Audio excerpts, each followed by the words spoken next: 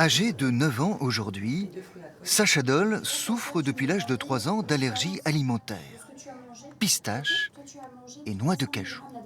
J'ai mal au ventre et je vomis. Dès que tu en manges. Après, un petit peu, 5-10 minutes. Les allergies sont désormais qualifiées d'épidémies silencieuses.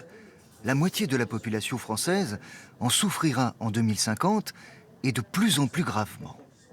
Ainsi, les enfants, qui sont désormais allergiques à de multiples aliments, En même temps, ils ont de l'asthme grave.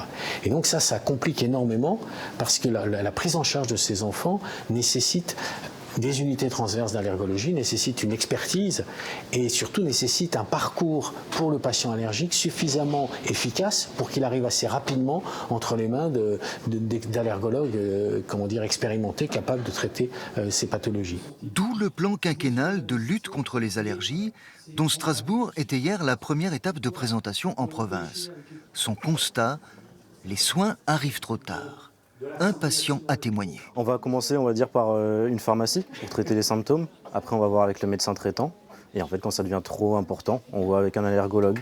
Mais les délais d'attente sont incroyables. Et vous, ça vous a pris 7 ans pour faire tout ce parcours? 7 ans pour tout ce parcours. C'est extrêmement long. Le plan quinquennal préconise un ensemble de mesures pour raccourcir les délais de prise en charge, multiplier les capacités de soins et empêcher l'apparition d'allergies dans l'espace public comme privé ou l'environnement scolaire.